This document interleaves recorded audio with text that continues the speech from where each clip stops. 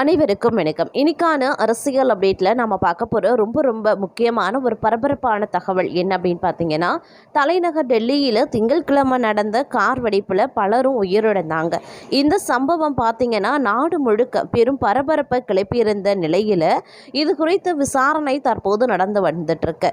அது மட்டும் இல்லாமல் தீவிரவாதிகளினுடைய கோட்வேர்டால் மிகப்பெரிய அளவில் அதிர்ச்சியும் ஏற்படுத்தி இருக்கிறது அப்படின்னு சொல்லலாங்க. அதாவது பிரியாணி ரெடி அப்படின்னு தீவிரவாதிகள் அனுப்பிய அந்த கோட்வேர்டு மூலமாக உடனே அரங்கேறி இருக்கிறது இந்த டெல்லி கொடூரம் அப்படின்னே சொல்லலாம். இது குறித்த முழுமையான தகவலோடு இன்னும் பரபரப்பான அரசியல் அப்டேட்டை தொடர்ந்து தெரிந்த பலன் பெற வீடியோவை ஸ்கிப் பண்ணாமல் கடைசி வரைக்கும் பாருங்க. வீடியோக்குள்ளே போகிறதுக்கு முன்னாடி இது வரைக்கும் நீங்கள் நம்ம சேனலை சப்ஸ்கிரைப் பண்ணலை அப்படின்னா உடனே சப்ஸ்கிரைப் பண்ணிக்கோங்க. அப்படியே பக்கத்தில் இருக்கக்கூடிய நோட்டிஃபிகேஷனுக்கான பெல் பட்டனையும் ப்ரெஸ் பண்ணிக்கோங்க. சரி நேயர்களே, வாங்க வீடியோக்குள்ளே போகலாம். தலைநகர் டெல்லியில் திங்கட்கிழமை நடந்த கார் வெடிப்பில் பலரும் உயிரிழந்தாங்க.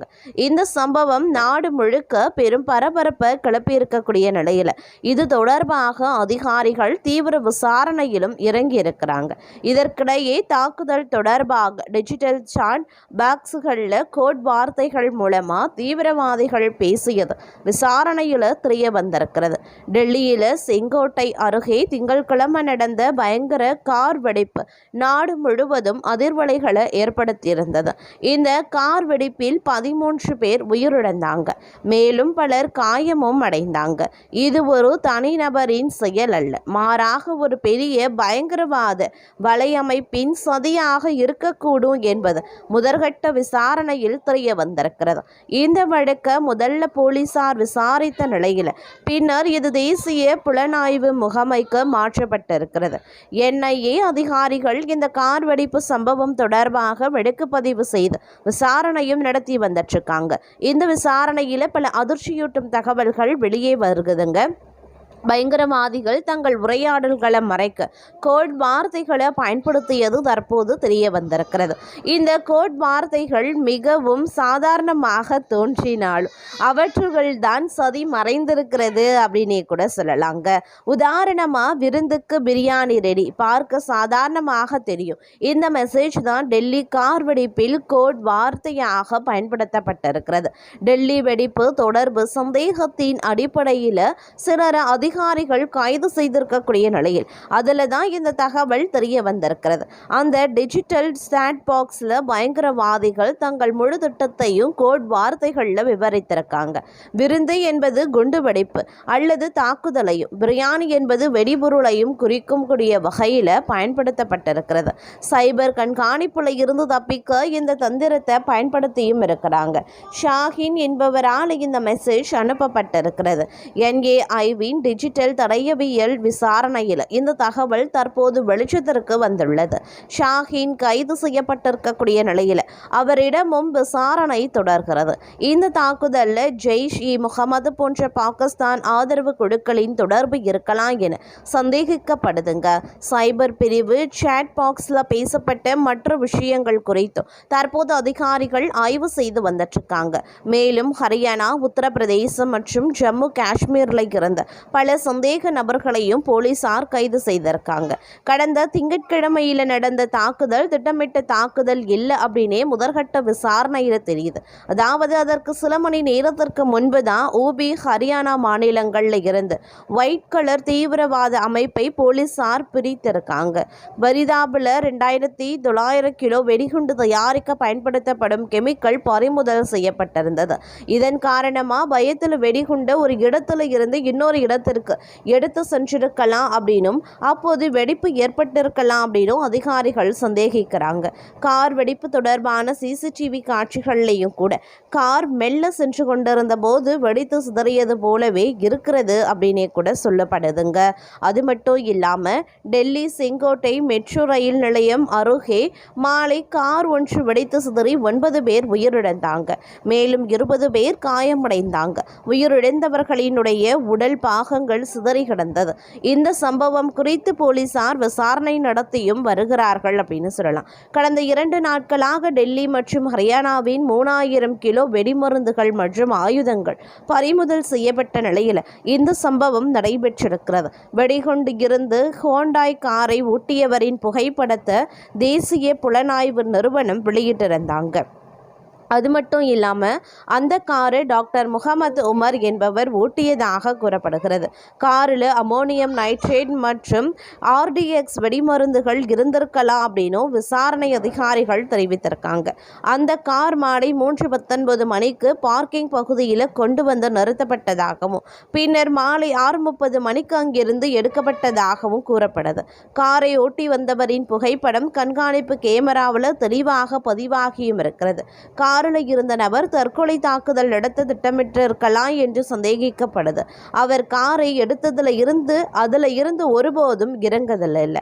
கார் பார்க்கிங் செய்யப்பட்டிருந்த போதும் கூட அவர் காரில் தான் இருந்தார்.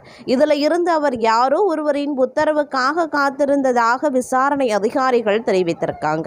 காரில் இருந்த வெடிகுண்டு மாலை 6:52 மணிக்கு வெடித்திருக்கிறது. இந்த சம்பவத்தை தொடர்ந்து மும்பை, கொல்கத்தா, பெங்களூரு, ஜெய்ப்பூர், ஹரியானா, பஞ்சாப், ஹைதராபாத், உத்தரப்பிரதேசம், உத்தரகாண்ட் ஆகிய இடங்கள் உஷார் நிலையில் வைக்கப்பட்டிருக்கிறது. இன்று 2வது மற்றும் கடைசி சுற்று வாக்குப்பதிவு நடைபெற இருக்க பீகார்லையும் உஷார் நிலை அறிவிக்கப்பட்டும் இருக்கிறதுங்க. இந்த தாக்குதலுக்கு கடந்த சில நாட்களில் 3000 கிலோ வெடிமருந்துகள் பறிமுதல் செய்யப்பட்ட சம்பவத்திற்கும் தொடர்பு இருப்பதாக தேசிய புலனாய்வு நிறுவனம் தகவல்கள் தெரிவிக்கிறாங்க. ஏற்கனவே வெடிமருந்து மற்றும் ஆயுதங்கள் பறிமுதல் செய்யப்பட்ட வழக்கில் பெண் டாக்டர் உள்பட 4 டாக்டர்கள் கைது செய்யப்பட்டிருந்தாங்க. வழக்கமான தாக்குதல்களில் தீவிரவாதிகள் நேரடியாக ஈடுபடுவது வழக்கம். ஆனால் இந்த சம்பவத்தில் தீவிரவாதிகள் நேரடியாக ஈடுபடாமல் படித்தவர்களை பயன்படுத்தியுள்ளதாக கூறப்படுது. தீவிரவாதிகள் காயமடைந்து சிகிச்சை பெற்று கொண்டிருந்த போது அவர்களுக்கு சிகிச்சை அளித்த டாக்டர்கள் அவர்களுடன் தொடர்பு ஏற்படுத்தி கொண்டிருக்காங்க.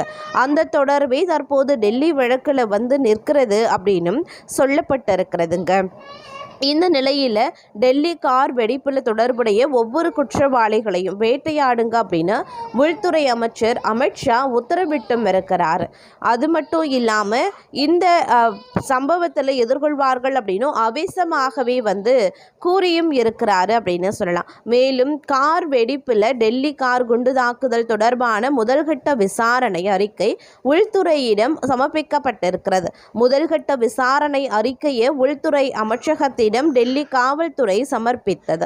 முன்னதாக டெல்லி கார் வெடிப்புக்கு காரணமானவர்கள் சட்டத்தின் முன் நிறுத்தப்படுவாங்க அப்படின்னு, இதற்கு காரணமான ஒருவர் கூட தப்ப முடியாது அப்படின்னு மத்திய பாதுகாப்புத்துறை அமைச்சர் ராஜ்நாத் சிங் உறுதியளித்திருந்தார்.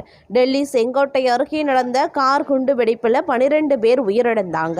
காயமடைந்த 20 பேர் டெல்லி LJNP மருத்துவமனையில் சிகிச்சைக்காக அனுமதிக்கப்பட்டிருந்தாங்க. அனைவருக்கும் தேவையான சிகிச்சை அளிக்கப்பட்டும் வருகிறது. டெல்லி செங்கோட்டை அருகே பார்த்தீங்கன்னா மெட்ரோ நிலையத்தின் கேட் N1 அருகே திங்கட்கிழமை மாலை 6:52 மணி அளவில் ஏற்பட்ட சக்தி வாய்ந்த வெடிப்பில் 12 பேர் உயிரிழந்தாங்க. மேலும் பலர் தீவிர காயங்களுடன் மருத்துவமனையில் அனுமதிக்கப்பட்டிருக்கிறதுனால உயிரிழப்பு அதிகரிக்க வாய்ப்புள்ளதாகவே தெரியுது. இந்த கார் வெடிப்பு சம்பவம் தொடர்பாக சட்டவிரோத செயல்கள் தடுப்பு சட்டத்தின் கீழே பல்வேறு பிரிவுகளில் டெல்லி காவல்துறை வழக்குகளை பதிவு செய்து விசாரணையும் ஈடுபட்டு வந்துட்டுருக்கு அப்படின்னு சொல்லலாம்.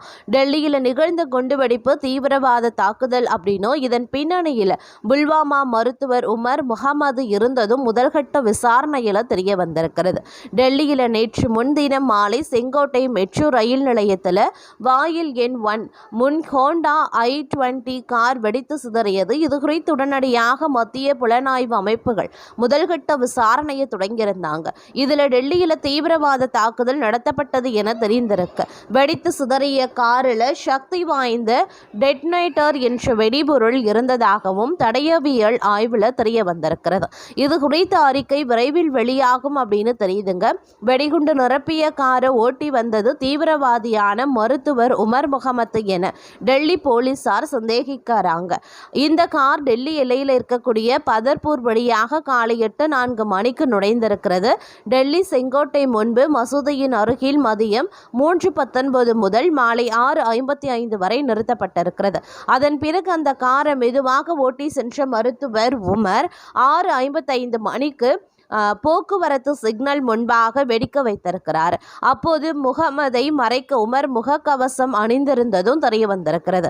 காஷ்மீரின் புல்வாமாவைச் சேர்ந்த இவரது குடும்பத்தாரை போலீசார் அழைத்து சென்று தீவிர விசாரணையும் நடத்தி வந்துட்டு இருக்காங்க.